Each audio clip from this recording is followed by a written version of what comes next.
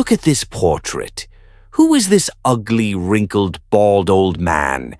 He is the richest man in human history. No family has become rich as quickly as his. He is considered the creator of the modern world and the founder of a secret world government.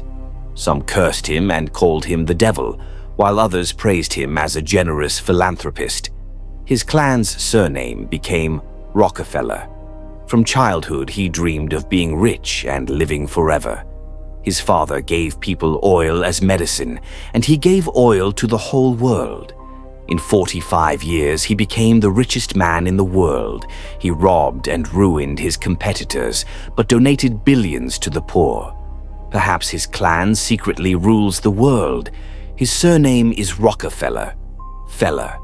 Today, we will talk about how to become fabulously rich and make all your dreams come true.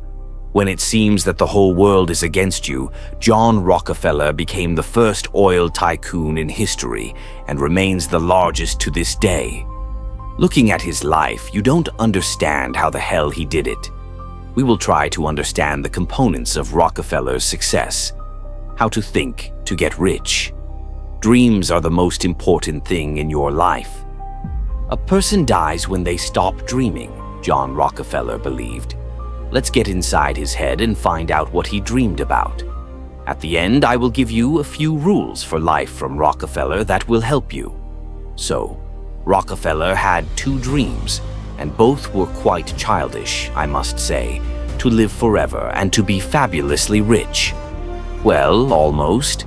He wanted to earn $100,000, which is almost $2 million at today's exchange rate. And he dreamed of living to be 100 years old. In the end, he exceeded one dream and just barely achieved the other. Rockefeller was born 184 years ago in 1839 and was the second of 6 children. His family lived in a small town near New. Ironically, almost immediately, the oil that would make the adult Rockefellers billions seeped into their lives. But his mother, Aziza Davidson, was a devout Christian from Scotland. Strong-willed and determined, she kept the house and family together. His father, William Rockefeller, was a gambler who wished us luck. Simply put, he was a swindler and a con man who scraped by on odd jobs. One day, William decided that fake medicines were the way to easy money. He produced these bogus medicines himself and sold them to gullible Americans. The irony is that one such cancer medicine contained raw, unprocessed oil.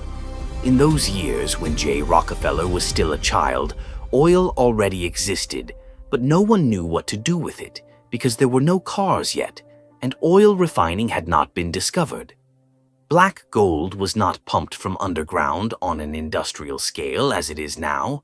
It seeped to the surface on its own and was often used as a medicine, considered a cure for all diseases from coughs to cholera and hemorrhoids. A popular remedy in the United States and Europe at that time was Healing Patrol. It was simply a bottle of oil that was recommended to be taken 3 teaspoons daily, and perhaps after that, people survived. Not everyone, but in fairness, it is worth saying that oil does have healing properties and is contained in microscopic doses. For example, in aspirin, but that's another story. The oil rush in the United States began when John Rockefeller turned 19, when kerosene began to be produced from oil, but more on that later. Let's return to Feller's father. He did not achieve much success in business, but he instilled a commercial streak in his children. He paid them for all their successes and work around the house.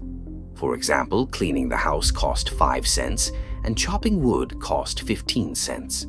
For the children, money from their father became a kind of indicator of parental love. The more you earned, the more valuable and beloved a child you were considered to be. The father figure for a child is generally authority and care. Remember this fact. I think it will be very important in Rockefeller's character. Money equals love. Money equals care.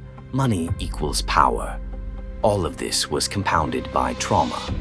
When Rockefeller turned 14, his father abandoned the family and fled to Canada. where he remarried without divorcing his first wife. But this was the 19th century, the Wild West. There were no registry offices or government services, nor did most people have documents. So John remained in charge. He trained as an accountant, but did not waste time going to college. He gained the necessary knowledge by completing monthly courses. From his early years at Rockefeller, his distinctive qualities were evident: business cynicism and a strategic approach. Even as a child, he lent money to his friends at interest, bought boxes of candy and sold them individually, and allegedly caught wild turkeys, fattened them up and sold them as farm-raised, which were much more expensive. From childhood, Rockefeller kept a diary of his expenses and income, which was a rather boring hobby for a 6-year-old boy, you must agree. If you recall that for Rockefeller, money was a measure of parental love, everything becomes a little clearer. At just 16, John decided he needed a job. And here's the thing. He visited 100 firms before finding a small accounting office that would hire him. Rockefeller, it must be said, fully justified that trust. Once he started something, he clung to it like a bulldog and never let go until he got everything he wanted. At 16, Rockefeller arrived at work first, around 7 a.m., and left last at 9 p.m. He didn't take smoke breaks, skipped drinking with colleagues, and never touched alcohol his entire life. Dancing held no interest for him. He just worked, and worked. Rockefeller understood that to get the most effective results in the shortest time, you had to invest all your attention into the task at hand. He started as a bookkeeper's assistant, earning 50 cents a day, about $10 today. Within a year, his salary tripled. By 19, he was offered a managerial position with a salary of $600, equivalent to $50,000 a month in today's money. But Rockefeller refused. He realized that working for someone else would never make him truly rich. This was his first and last job for Uncle Sam. The oil rush and the birth of a tycoon. In 1859, America was gripped by oil fever.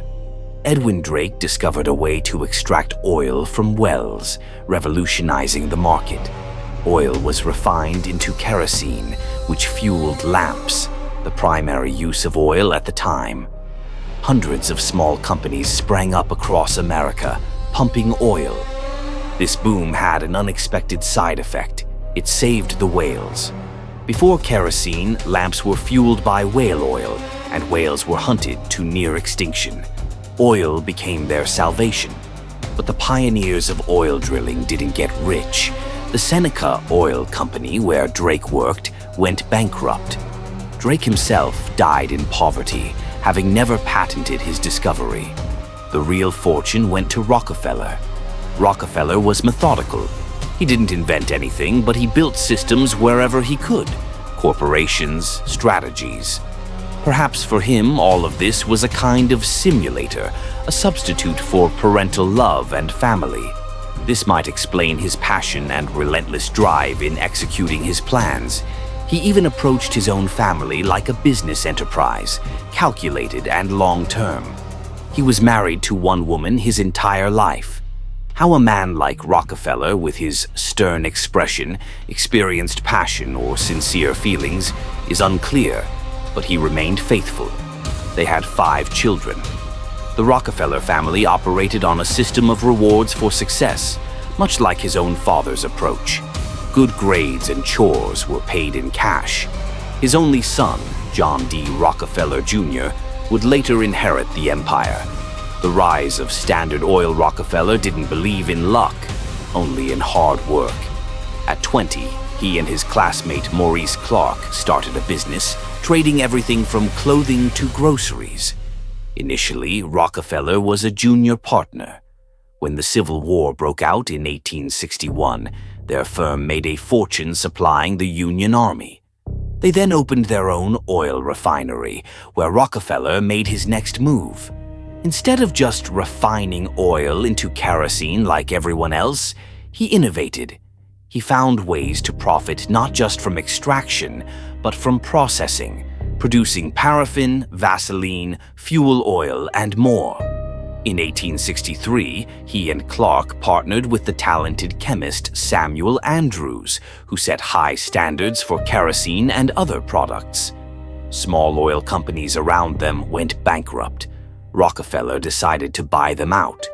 To do this, he needed sole control, so he bought out his partners and began his expansion. In a short time, he acquired 24 small refineries in Cleveland. Rockefeller didn't believe in compromise, especially in business. If there was a way to eliminate a competitor, he did it, by any means necessary. He bribed transportation companies for favorable rates, bought out competitors, and intimidated others. His small company grew 24-fold. In 1870, he founded Standard Oil, a corporate octopus stretching its tentacles across the United States. Within a year, Standard Oil controlled 4% of America's oil, but Rockefeller wanted it all. By 1880, the company controlled 90% of the nation's oil, with 20,000 wells and 100,000 employees. His wealth grew by $1 billion a year, $20 billion in today's money. At 40, Rockefeller was a billionaire, a monopolist, a philanthropist, and an iron-willed man. But with great wealth came great hatred. He was called the Mephistopheles of Cleveland, compared to the devil, accused of building his fortune on the blood of workers. This era in America was called the Gilded Age, a time of glittering wealth masking corruption, banditry, and oppression. Yet, it's fair to say that all businessmen played dirty back then. Those who tried to stay clean often ended up with nothing. The fall and reinvention. In 1885, oil prices collapsed, dropping from 30 cents to 8 cents a barrel. The market was oversaturated with kerosene, and no one knew what else to do with oil. It seemed Rockefeller's empire was doomed, but he was saved by Henry Ford and the automotive boom. The rise of mass-produced cars created a desperate need for gasoline, and oil prices soared again. To protect his company's tarnished image, Rockefeller retired at 57 and turned to philanthropy. He donated vast sums to universities, churches, and hospitals, but the public remained skeptical, seeing it as cheap PR. Yet, from his earliest earnings, Rockefeller had always given 1/10 of his income to charity. He saw it as a fair price for his success. Just as things seemed to settle, Rockefeller faced another blow, this time from a woman.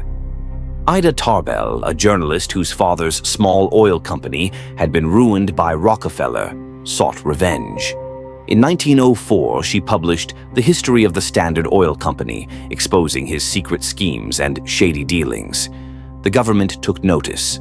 Standard Oil was a state within a state. 400 enterprises, 90,000 miles of pipelines, 10,000 rail tank cars, 60 ocean tankers, and 150 river vessels. Rockefeller controlled industrial policy in the United States, paying off congressmen and even bandits. The authorities couldn't tolerate this. In 1890, anti-monopoly laws were already in effect, and Tarbell's book was the final straw. President Theodore Roosevelt vowed to crush Rockefeller. The stress took its toll. Rockefeller began losing his hair, eyelashes, and eyebrows, becoming bald and even more demonic in appearance.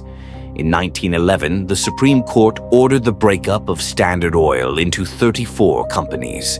But Rockefeller turned even this to his advantage. He retained shares in all of them, and as the new companies competed, their stock prices soared.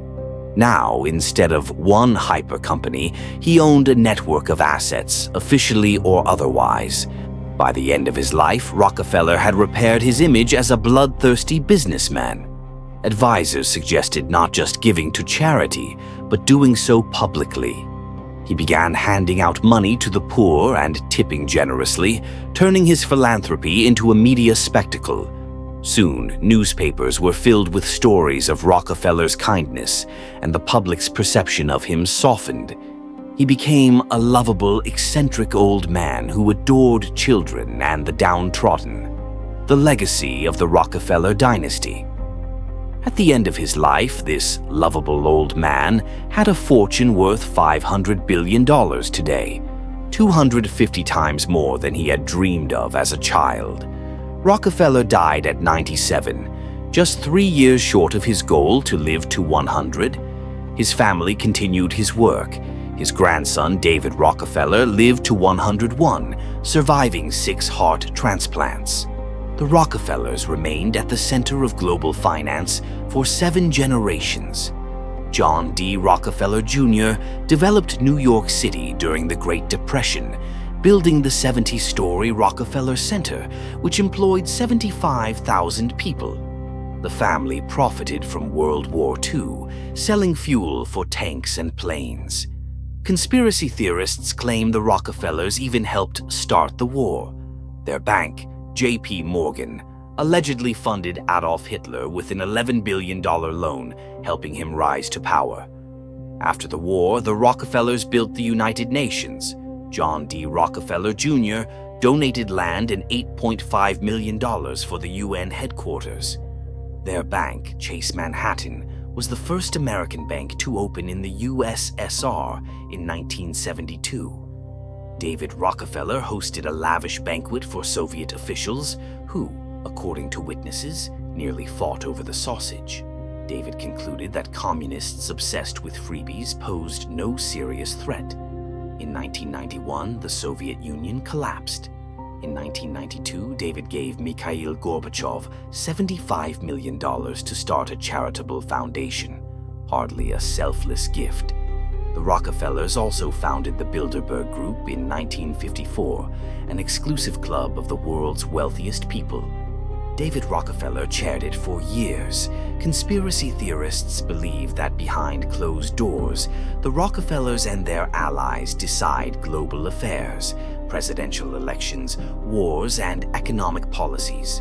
For example, Bill Clinton was an obscure governor of Arkansas in 1991. But after attending a Bilderberg meeting, he became president of the United States. Rockefeller's 5 rules for success. Don't fear big expenses. Fear small incomes. If you have no money, start a business. If you have no money, start a business immediately. Surround yourself with winners and optimists. A poor environment will drag you into poverty. Change your circle. Persistence is the key to success. Rockefeller visited 100 firms before landing his first job. Persistence can overcome even the laws of nature. Leverage the efforts of others.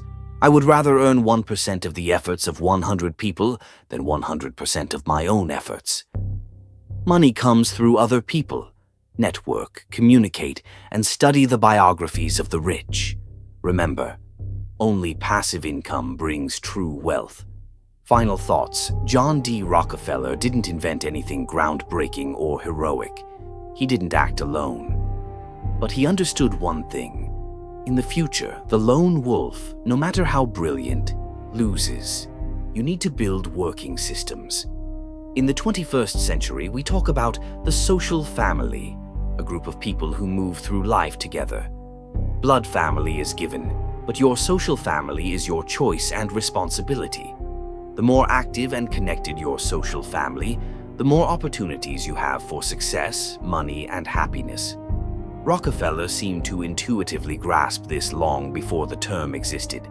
He built systems, strategies, and networks that brought him wealth, power, and, according to some, real control over the world. Whether you believe in the secret world government or not, one thing is clear. The story of John D. Rockefeller didn't end with him. His family continues to shape the world, and his principles remain as relevant as ever.